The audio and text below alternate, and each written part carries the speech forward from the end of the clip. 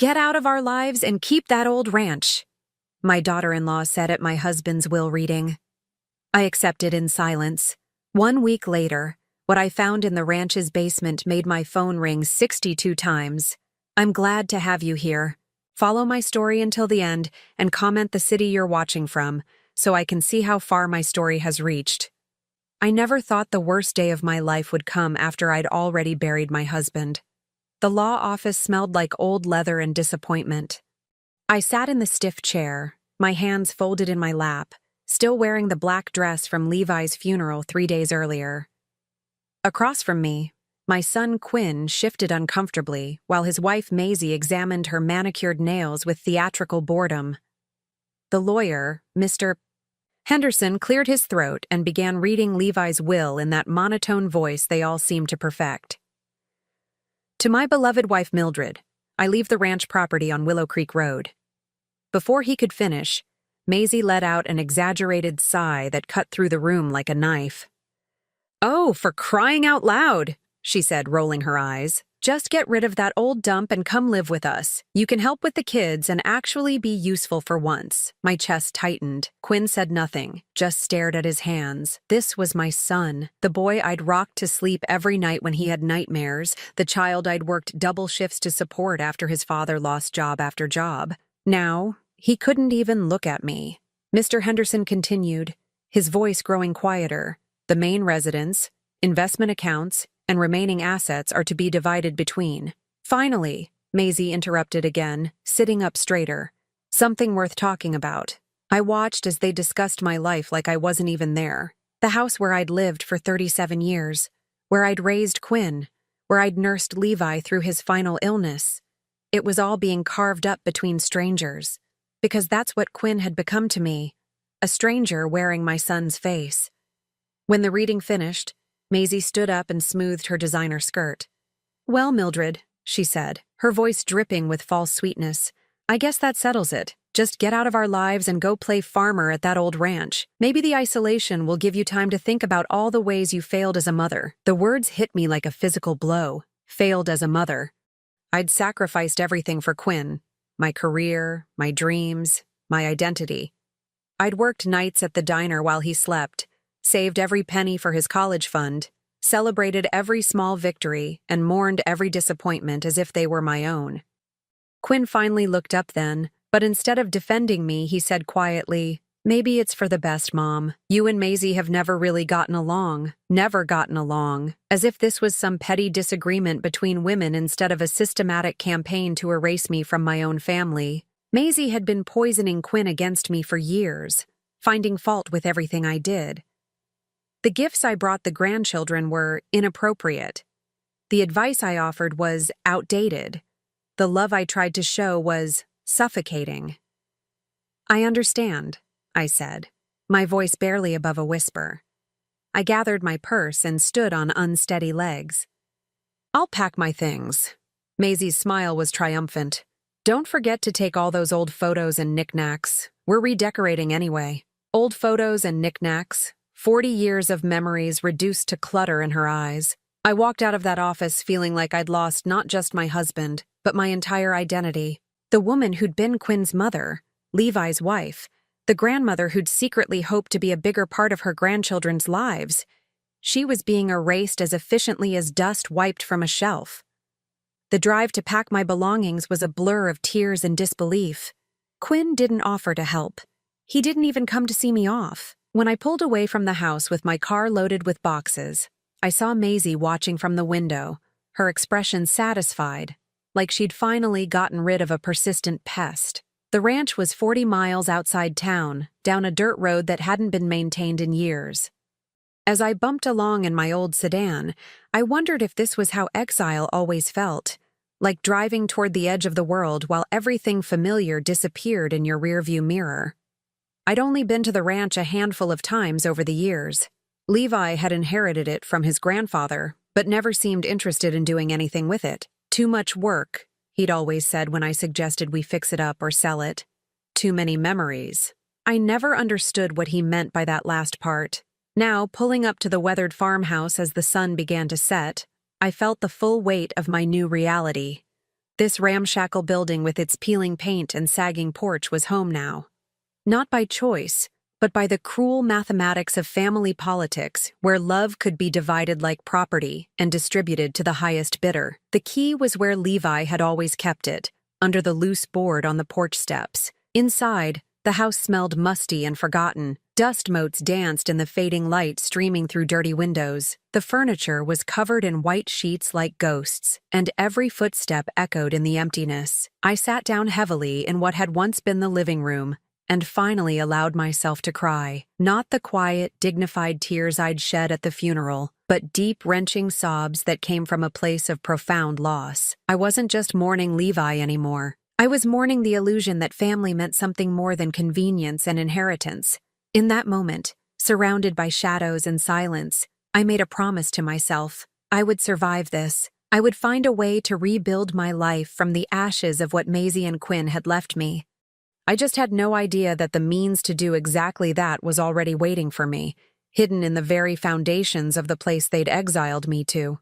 The phone in my purse buzzed once with a text from an unknown number, probably a wrong number or spam.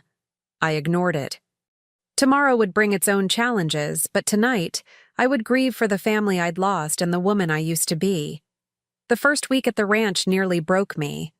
Every morning, I woke up expecting to hear Levi's coffee pot gurgling in the kitchen, or Quinn calling to complain about some crisis in his perfect suburban life. Instead, I was greeted by silence so complete it felt like the world had forgotten I existed. The only sounds were the settling of old wood and the occasional creak of the windmill outside my bedroom window. I threw myself into cleaning, partly because the house desperately needed it, and partly because keeping busy was the only thing standing between me and complete despair. Room by room, I pulled away dust covers and scrubbed away years of neglect. It was therapeutic in a way, like I was uncovering not just furniture, but pieces of Levi's past I'd never known existed. In the bedroom that had obviously been his as a child, I found a collection of arrowheads carefully displayed in a glass case. I'd never known Levi was interested in Native American artifacts. In what must have been his grandfather's study, there were shelves lined with geology books and rock samples. Again, this was news to me. In 42 years of marriage, Levi had never mentioned rocks or minerals beyond complaining about the ones in our garden. The kitchen yielded the biggest surprise. Tucked behind a loose board in the pantry, I discovered a metal box containing old letters tied with string. My hands trembled as I untied the ribbon. They were love letters, but not the kind I expected. These were from someone named Elena, dated from the 1940s, written in Spanish. At the bottom of the box were photographs of a beautiful young woman standing next to a man who looked remarkably like Levi's grandfather. I sat at the kitchen table, studying the photos and trying to piece together this hidden story. Elena's letters spoke of mining rights and land surveys, mixed with passionate declarations of love. She mentioned our secret and the wealth beneath the earth, in ways that made my heart race. Had Levi's grandfather been involved in some kind of mining operation? And why had Levi never mentioned any of this? That evening, I called the only person I could think of who might have answers, Ruth Pemberton, who'd lived in town longer than anyone, and remembered Levi's family from the old days. Ruth had always been kind to me, even when other women in town started treating me differently after Maisie arrived and began spreading her poison. "Oh, honey," Ruth said when I explained what I'd found. "I was wondering when someone would ask about old Samuel Morrison's mining claims." My heart stopped. Mining claims? Samuel, that was Levi's grandfather. He was always convinced there was copper on that property, maybe silver too. He spent years filing claims and doing surveys, but then the war came and he went off to fight. When he came back, he married that Mexican girl, Elena, I think her name was. Caused quite a scandal at the time. Elena, the woman in the photographs. "What happened to her?" I asked. Ruth's voice grew sad. "She died in childbirth. Samuel never really recovered. He kept working the land, convinced he'd strike it rich someday. But he became a hermit. When he died, he left everything to Levi's father. But by then, everyone had forgotten about the mining business." After I hung up, I sat in the gathering darkness, my mind spinning. Mining claims, surveys, land that might contain valuable minerals. No wonder Levi had always seemed reluctant to sell the ranch, even when we needed money. But why hadn't he ever told me? Why keep it secret? The next few days, I searched the house more systematically. In Levi's grandfather's desk, I found survey maps dated from the 1940s, marked with notations I couldn't understand. There were correspondence files with the Bureau of Land Management and copies of mineral rights applications. Most intriguingly, there was a folder labeled Assay Reports that contained geological surveys suggesting the presence of copper deposits across the entire property. I was beginning to realize that my exile to this worthless ranch might not be the punishment Maisie intended it to be. But it was what I found in the bedroom closet that really changed everything. Hidden behind a false back panel, wrapped in oilcloth to protect it from moisture, was a manila envelope containing updated surveys from the 1970s. These weren't just exploratory reports. They were detailed geological assessments that confirmed substantial mineral deposits beneath the ranch. My hands shook as I read the technical language. Terms like economically viable extraction and estimated reserves jumped out at me. There were notes in Levi's handwriting in the margins, calculations and phone numbers, evidence that he'd been researching this secretly for years. The most shocking document was at the bottom of the pile, a letter from a mining company dated just 6 months before Levi's death, offering to lease the mineral rights for an amount that made my eyes water. Levi had never responded to it. I sat on the bedroom floor, surrounded by papers that painted a picture of wealth beyond anything I'd ever imagined. The ranch that Quinn and Maisie had dismissed as worthless, that they'd used to exile me from the family, was potentially worth millions. That night I couldn't sleep. I walked through the house, seeing it with new eyes. The creaking floorboards, the drafty windows, the isolation that had felt like punishment, all of it was sitting on top of a treasure that could change my life completely. But more than the money, I felt something else stirring in my chest.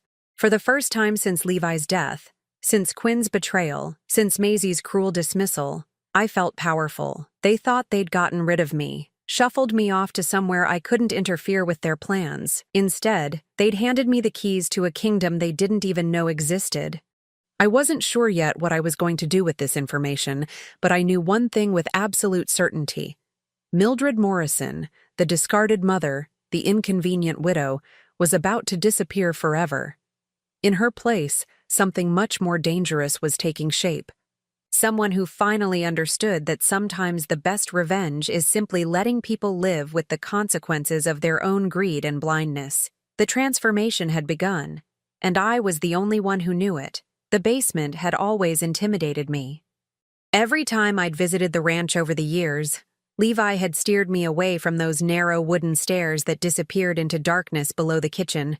"Nothing down there but junk and spiders," he'd always said with that dismissive wave of his hand. "Not worth bothering with." But after finding the mining documents upstairs, I couldn't shake the feeling that Levi had been protecting more than just my fear of cobwebs. So on a gray Thursday morning, armed with a heavy flashlight and more determination than common sense, I finally descended into the basement of the ranch house.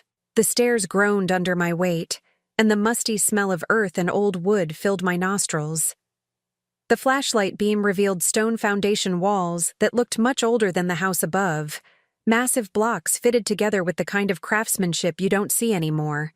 As my eyes adjusted, I realized the basement was larger than I'd expected, extending well beyond the footprint of the house. Along one wall stood a workbench covered with tools I didn't recognize: picks, hammers, and strange measuring devices that looked like they belonged in a museum. But it was the far corner that made my breath catch. There, partially hidden behind stacks of wooden crates, was what looked like the entrance to a tunnel. My heart pounded as I approached it. The opening was about 4 feet high, shored up with timber that looked sturdy despite its age. A cool draft flowed from the darkness beyond, carrying a mineral scent that reminded me of the geology samples I'd found upstairs. I wasn't brave enough to venture into that tunnel alone, but I could see enough to know it wasn't natural. Someone had dug this deliberately, and from the professional look of the support beams, they'd known what they were doing. Turning back to explore the rest of the basement, I began examining the wooden crates more carefully. Most were empty, but one in the corner felt different when I tried to move it, heavier. Inside, wrapped in layers of canvas, I found chunks of rock that definitely didn't belong in someone's casual collection. Even with my limited knowledge, I could see veins of green and blue running through the gray stone. Copper, maybe? The rocks felt substantial in my hands, and when I scratched one with a nail file from my purse, it left a metallic streak that caught the flashlight beam. But the real treasure was in the last crate I opened. At the bottom, beneath more rock samples, I found a leather portfolio tied with string. Inside were documents that made the papers upstairs look like rough drafts. These were official geological surveys, completed just 5 years ago by a professional mining company. The letterhead read, Morrison Geological Associates. Apparently, Levi had commissioned this work under his grandfather's name to avoid local attention. The technical language was challenging, but the conclusions were crystal clear.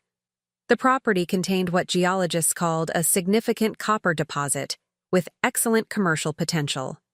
There were estimates of ore quality, extraction costs, and projected revenues that made my hands shake as I read them. One document was particularly eye-opening. A feasibility study that outlined how modern mining techniques could extract the copper with minimal environmental impact. The projected revenue over a 20-year lease was astronomical, enough to make someone wealthy beyond their wildest dreams. But the document that changed everything was dated just 3 months before Levi's death. It was a formal offer from Southwestern Mining Corporation to lease the mineral rights for an upfront payment of $2 million. Plus quarterly royalties that could total millions more over the life of the lease. Levi had never even told me about it. I sat on an overturned crate, surrounded by evidence of my husband's secret life, and tried to process what this meant. For years, while I'd worried about retirement savings and medical bills, while I'd watched Quinn struggle with his mortgage and Maisie complain about wanting a bigger house, we'd been sitting on a fortune. More than that, Levi had known about it. He'd commissioned surveys, received formal offers, and kept it all hidden from everyone, including me. Why? What had he been planning? I found part of the answer in the very last document in the portfolio, a handwritten note in Levi's familiar scrawl. It was dated just weeks before his final hospital stay. Mildred deserves better than what I gave her. This is her chance to have the life she sacrificed for Quinn and me. Don't let that woman ruin everything we worked for. That woman, even in his private notes, Levi couldn't bring himself to write Maisie's name. But his meaning was clear. He'd known exactly what kind of person his daughter-in-law was, and he'd been protecting this discovery from her. The ranch that Quinn and Maisie had dismissed as worthless, that they'd used to exile me from the family, was worth more than everything else in Levi's estate combined. They'd essentially handed me millions of dollars while congratulating themselves on getting rid of me. I climbed the basement stairs with my mind racing and my heart pounding. In the kitchen, I spread the documents across the table and tried to think clearly about what to do next. The smart thing would be to contact Southwestern Mining Corporation immediately, confirm their offer was still valid, and start the process of leasing the mineral rights. But something held me back. Maybe it was the memory of Maisie's smug smile as she'd dismissed me from my own family. Maybe it was the way Quinn had sat there silent while his wife humiliated me. Or maybe it was just the realization that for the first time in my adult life, I held all the cards. I thought about the phone calls I'd been ignoring all week. Quinn had left several voicemails that I'd deleted without listening to. Maisie had sent text messages that I'd blocked. They probably expected me to come crawling back, begging for forgiveness and a place in their perfect suburban life. Instead, I picked up my phone and called the number on the Southwestern Mining letterhead. A professional woman's voice answered on the second ring. Ms. Morrison? We'd been hoping to hear from you. Is this regarding your husband's mineral rights inquiry? I took a deep breath, feeling power flow through me like electricity. Yes, I said, my voice steadier than it had been in months. I'd like to discuss your proposal. Wonderful. We're still very interested in the property. In fact, given recent market conditions, we might be able to improve on our original offer. Could we arrange a site visit? As I scheduled the appointment for the following week, I caught my reflection in the kitchen window. The woman looking back at me wasn't the broken, grieving widow who'd been exiled from her own family. This was someone else entirely, someone with options, someone with power, someone who was about to change the rules of the game completely. I spent the rest of the day researching mining law and royalty agreements online. By evening, I understood exactly what I was sitting on and what it could mean for my future. More importantly, I understood what Quinn and Maisie had given up in their eagerness to be rid of me. That night, I slept better than I had since Levi's funeral.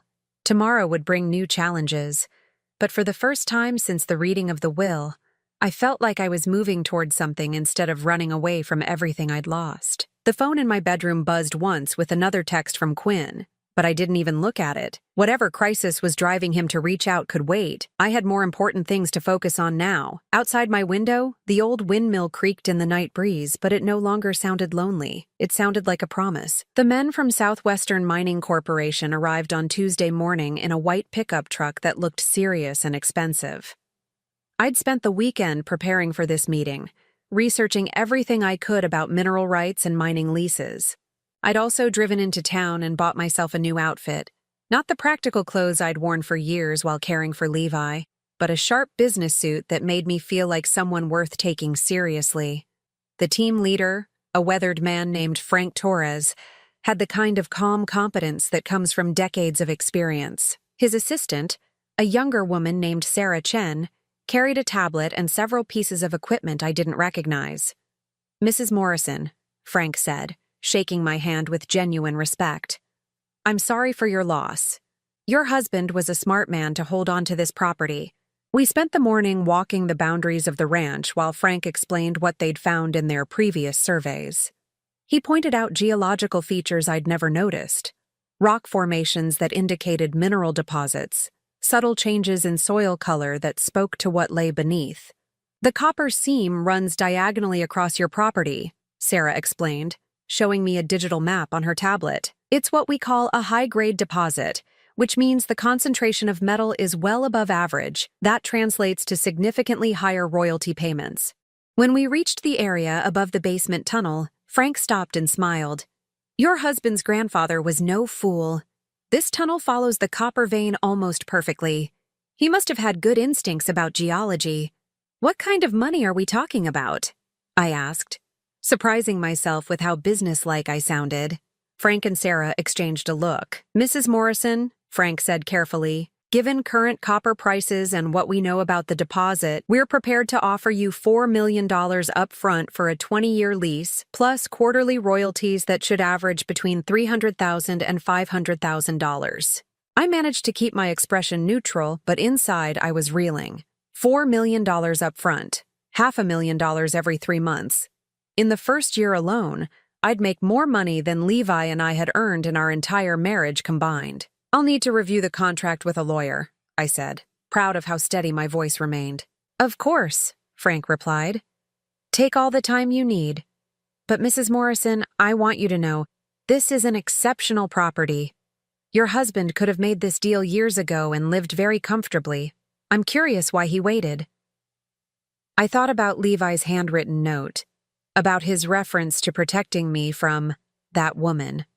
"I think he was waiting for the right time," I said. That afternoon, after Frank and Sarah left, I sat in the ranch house kitchen staring at the preliminary contract they'd given me. The numbers seemed almost fictional, but more than the money, I felt something else, a sense of possibility I hadn't experienced in decades. For 42 years, I'd defined myself by what I could do for other people. I was Quinn's mother, Levi's wife, the grandmother who sent birthday cards and Christmas presents. My own dreams had been set aside so long ago I'd almost forgotten what they were. Now, suddenly, I had the power to define myself however I wanted. My phone rang, interrupting my thoughts. The caller ID showed Quinn's number. For the first time in weeks, I answered. "Mom?" His voice sounded strained, uncertain. "I've been trying to reach you." "I've been busy," I said simply. There was a pause. "Look, Mom, Maisie thinks maybe we were too harsh at the lawyer's office. She wanted me to call and see how you're settling in." Maisie wanted him to call. Not Quinn himself. Even now, he couldn't have a conversation with his own mother without his wife's permission. "I'm settling in just fine," I said. "Good. That's good." Another pause.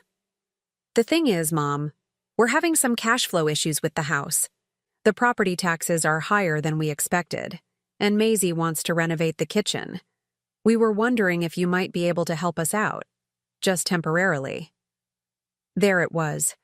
They'd barely finished dividing up Levi's estate, and already they needed more money. I thought about the contract sitting on my kitchen table, about the millions of dollars I'd soon have access to. "How much?" I asked. "Well, the taxes are about $12,000, and the kitchen renovation would be around $30,000, so maybe $50,000 total? We'd pay you back as soon as we can refinance." $50,000. 6 months ago, that would have been an impossible sum. Now it was less than what I'd earn in quarterly royalties from the mining lease. "Quinn," I said slowly, "are you happy with Maisie?" The question clearly caught him off guard. "What? Of course I'm happy. Why would you ask that?" "Because in 42 years of marriage, your father never once asked me to lie for him, never made me choose between him and my family, and never made me feel ashamed of where I came from." Silence stretched between us. Finally, Quinn said quietly, "Mom, what are you trying to say?" "I'm saying that a good partner makes you better, not smaller. They don't isolate you from the people who love you." "Maisie doesn't isolate me. She has high standards." High standards. As if treating his mother with basic human decency was some kind of unreasonable expectation.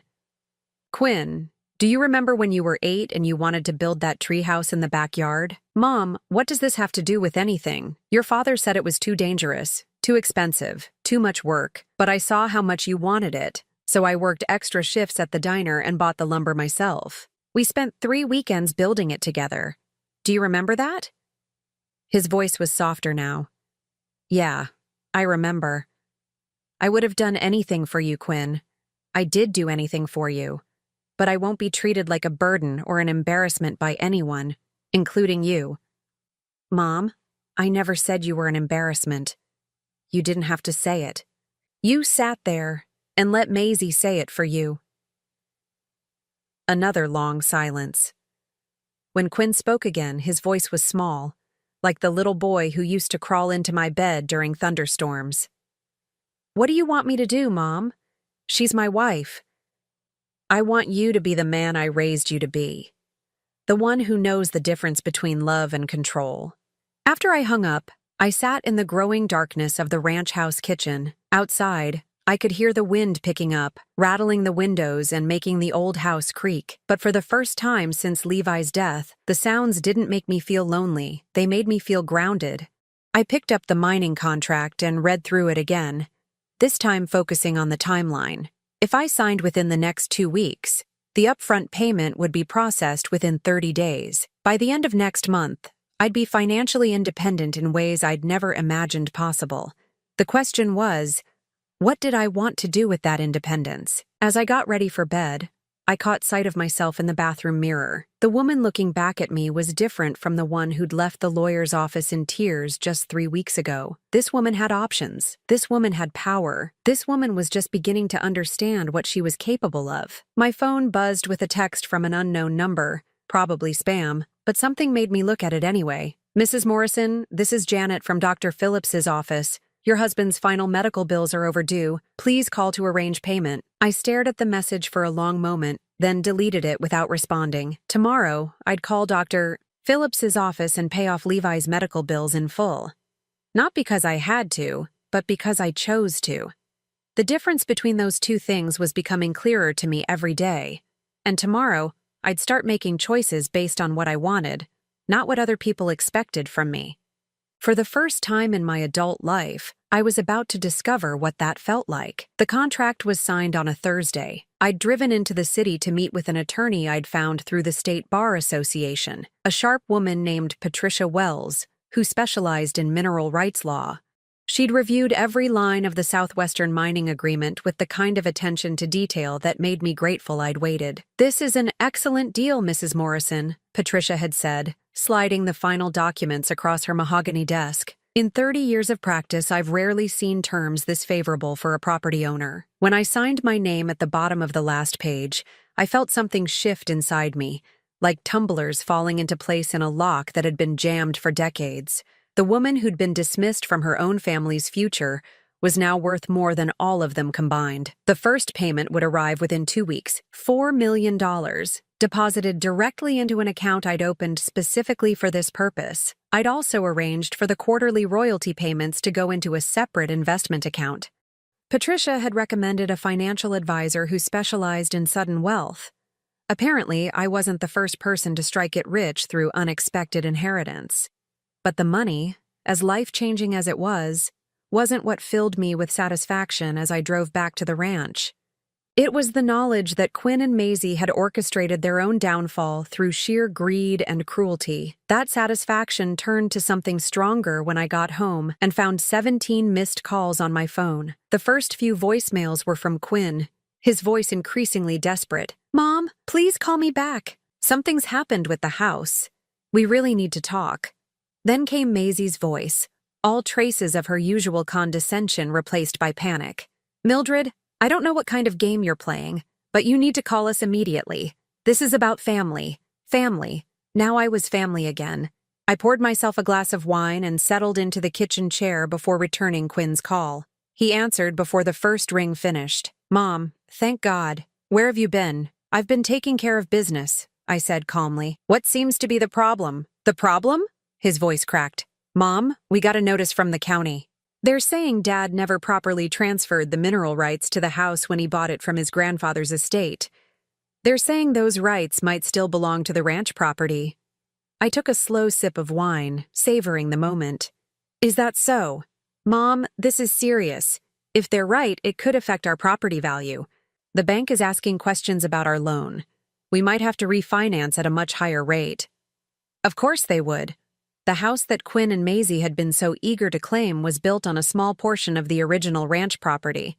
When Levi's grandfather divided the land in the 1960s, selling off the lot where the main house now stood, the mineral rights had remained with the ranch.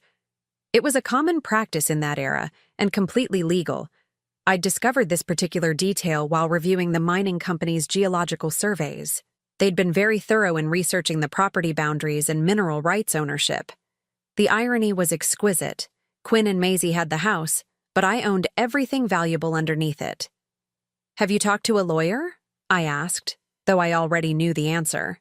"That's what we're trying to do, but attorneys are expensive, Mom. Really expensive. And with the refinancing issues." "How expensive?" "The initial consultation alone was $5,000. A full property rights review could cost $30,000 or $40,000, money we don't have right now." I let the silence stretch out, listening to Quinn's anxious breathing. Finally, I said, "Well, that is a problem, Mom. Please. I know things have been difficult between us lately, but we're family. We need to stick together.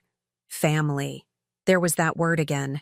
It was amazing how quickly it reappeared in their vocabulary when they needed something. "Quinn, do you remember what Maisie said to me at the lawyer's office?" "Mom, she was upset. We all were. People say things when they're grieving. She told me to get out of your lives and go play farmer. She said I'd failed as a mother. She said maybe the isolation would give me time to think about my failures." "She didn't mean it like that."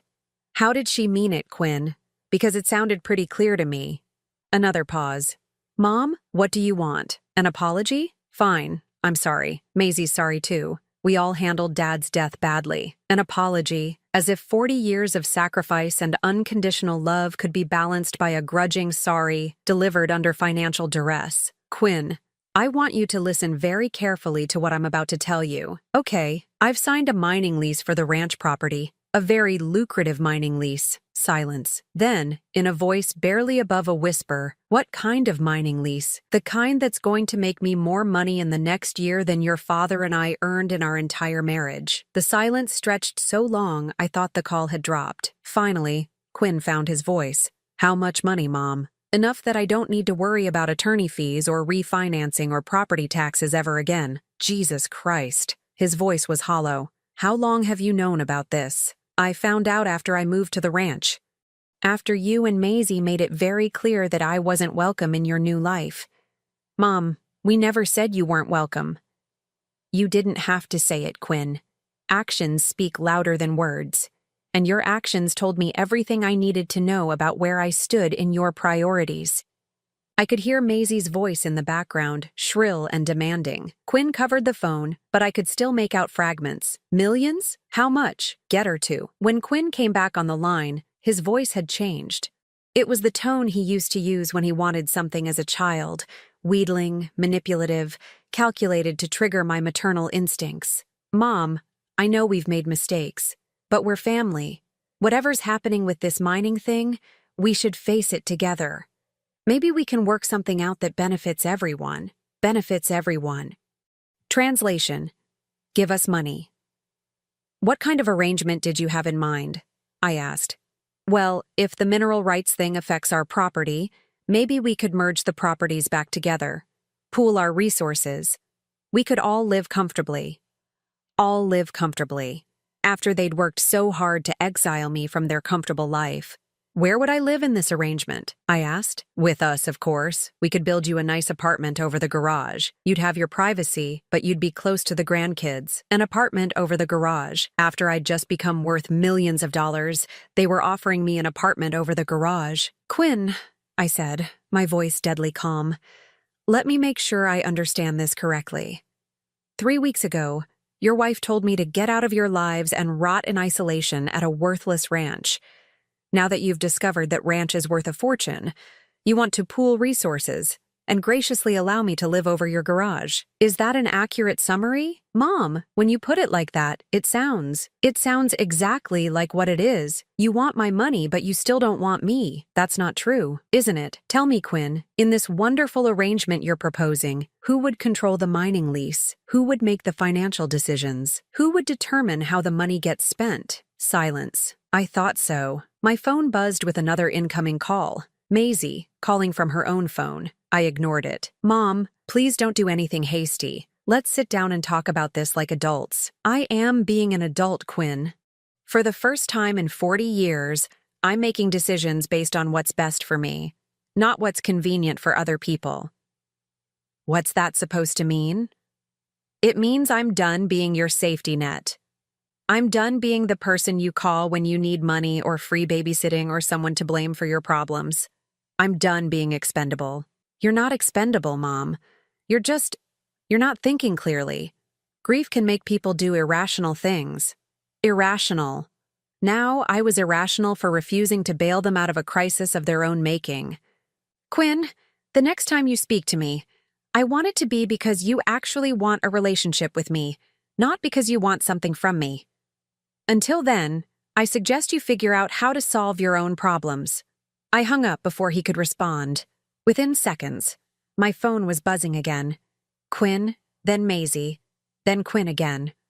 I turned it off and set it aside. Outside, the sun was setting over the ranch, painting the sky in shades of gold and crimson. Tomorrow, representatives from the mining company would arrive to begin the preliminary survey work. Soon, this quiet property would be bustling with activity as they prepared to extract the wealth that had been sleeping beneath the earth for millions of years. But tonight, it was just me and the silence and the knowledge that everything had changed.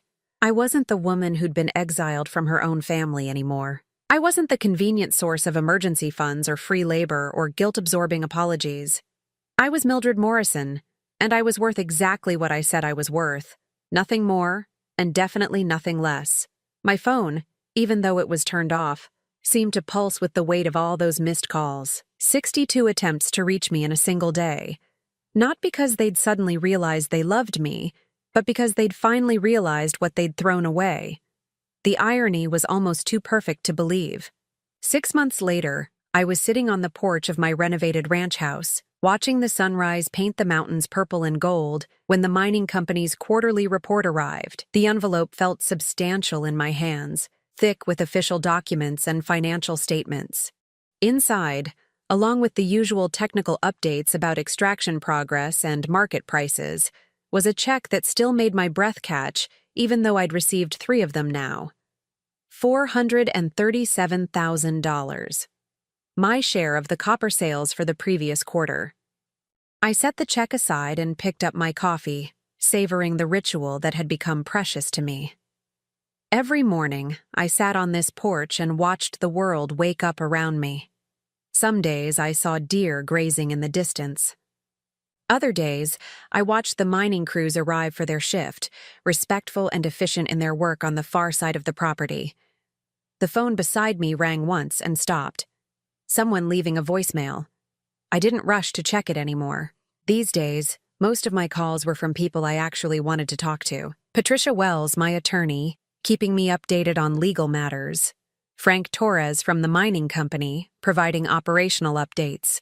Dr. Sarah Chen, who'd become something of a friend as well as a professional contact, and sometimes, though less frequently now, from Quinn. The character of his calls had changed over the past 6 months. The desperate pleading had gradually given way to awkward attempts at normal conversation.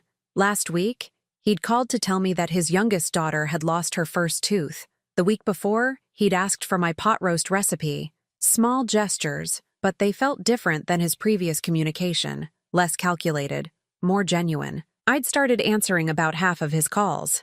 Maisie, on the other hand, had stopped calling entirely after a particularly unpleasant conversation in February, where she'd accused me of manipulating the situation and turning Quinn against his own family. I'd listened to her rant for about 2 minutes before calmly informing her that I had neither the time nor the inclination to manipulate anyone, and that if Quinn was reconsidering his priorities, perhaps she should examine her own behavior instead of blaming me. She'd hung up on me.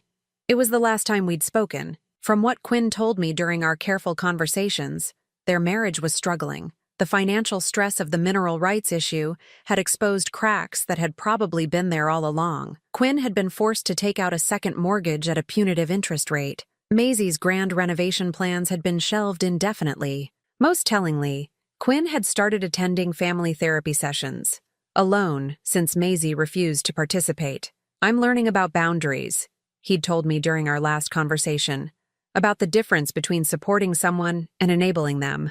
I'd said nothing, but the irony wasn't lost on me. Quinn was learning lessons I'd tried to teach him for years, but only after watching his own world crumble under the weight of his wife's demands. The mining operation itself had exceeded everyone's expectations. The copper deposit was not only larger than initially projected, but the ore quality was exceptional. Frank had mentioned that other mining companies were expressing interest in adjacent properties, drawn by the success of our operation. "You're sitting on one of the richest copper strikes in the region," he'd told me last month. "Your husband's grandfather had good instincts."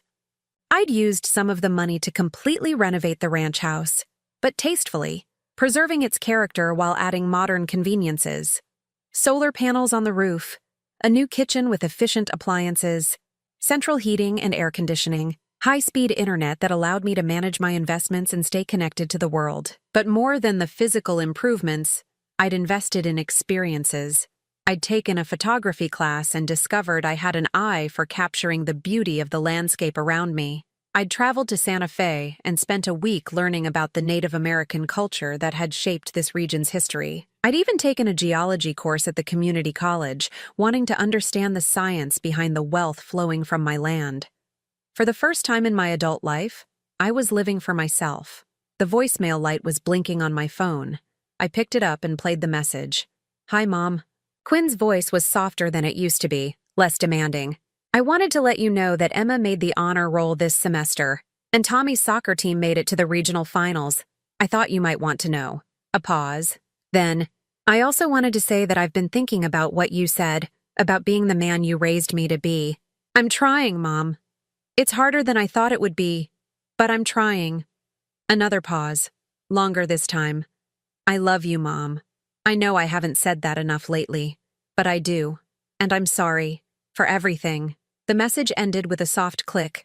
I sat with the phone in my lap, watching a hawk circle high above the mesa. Quinn's apology wasn't the desperate plea for money that had characterized his early calls. It felt genuine, earned through months of difficult self-examination rather than prompted by immediate financial need. I scrolled through my contacts and called him back. "Mom?" He sounded surprised, hopeful. "I got your message," I said. "Tell me about Emma's honor roll." For the next 20 minutes, we talked about his children, their achievements and struggles and dreams. Quinn told me about Tommy's soccer skills and Emma's passion for science. He mentioned, almost casually, that both kids had been asking about their grandmother and wondering when they might see me again. "They miss you," he said simply. "We all do." "I miss them too," I admitted. "Would you like to bring them for a visit sometime? The ranch is quite comfortable now." "Really? You'd want that?" "Quinn, I never stopped wanting to be part of their lives. I just wasn't willing to accept being treated as disposable anymore." "I understand," he said, and I could hear that he meant it. "Maisie and we're separated right now. Have been for about a month." I wasn't surprised, but I was careful not to sound pleased. "I'm sorry to hear that." "Are you?" "I'm sorry that your marriage didn't work out the way you hoped." "I'm not sorry that you're finally putting your own needs and your children's needs first." She said I'd have to choose between her and you, and I told her that anyone who would make me choose between the people I love doesn't understand what love means. I felt something loosen in my chest, a knot of tension I'd been carrying for so long I'd forgotten it was there. "I'm proud of you," I said, and meant it completely. "Can I ask you something, Mom?" "Of course. When you found out about the mining thing, about how much money it was worth, did you ever think about sharing it with us? Even after everything that happened?" I considered the question carefully. "Do you want the honest answer?" "Yes." For about 5 minutes, I thought about using the money to solve everyone's problems. Pay off your mortgage, set up college funds for the kids, make everything smooth and easy again. What changed your mind? I realized that fixing your problems wouldn't actually help you. It would just enable you to keep making the same mistakes. Sometimes people need to face consequences before they can learn to make better choices. Silence stretched between us, but it wasn't uncomfortable. It was the silence of understanding. "I'm learning that now," Quinn said finally. "The hard way, but I'm learning." "Good," I said. "That's how the best lessons usually come." We talked for a few more minutes about practical things. When he might visit with the children, whether he needed help finding a family therapist who specialized in divorce mediation, how he was managing as a single father. After we hung up, I sat on my porch and watched the sun climb higher into the cloudless sky. The mining equipment hummed in the distance, a steady reminder of the wealth flowing from the earth beneath my feet. But the real treasure wasn't in the quarterly checks, or the renovated house, or the financial security I'd never imagined possible. The real treasure was in reclaiming my own worth, in learning that love without respect was just manipulation, in discovering that sometimes the greatest gift you can give someone is the opportunity to face their own consequences and grow from them. My phone buzzed with a text message. It was from Sarah Chen, my friend at the mining company, sending photos from a conference where she'd presented our site as a case study in successful small-scale copper extraction. "Your property is famous in geology circles now," she'd written. "The woman who struck gold at 69. I smiled and texted back. "Copper, not gold, but close enough." As I prepared to go inside and start my day, I caught my reflection in the window. The woman looking back at me was still 69 years old, still a widow, still learning to navigate a world that often dismissed people like her. But she was also a woman who'd discovered that it's never too late to reclaim your power. Never too late to set boundaries that protect your dignity. Never too late to learn that your worth isn't determined by how useful you are to other people, but by how true you are to yourself. The phone rang again. This time, it was Frank Torres with an update on next quarter's projections. As I listened to him explain the latest market trends and extraction rates, I found myself thinking about Levi and his grandfather, and all the generations of Morrison women who'd made sacrifices and compromises and settled for less than they deserved. That cycle ended with me. I was no longer someone's convenient fallback plan or emergency fund or repository for guilt and disappointment. I was Mildred Morrison, owner of one of the most productive copper mines in the state, grandmother to children who would grow up knowing that love means respect, and a woman who'd finally learned the difference between being needed and being valued. The transformation was complete, and it had happened exactly as it should have, quietly, with dignity, and entirely on my own terms. Now I'm curious about you who listened to my story. What would you do if you were in my place? Have you ever been through something similar? Comment below And meanwhile, I'm leaving on the final screen 2 other stories that are channel favorites, and they will definitely surprise you. Thank you for watching until here.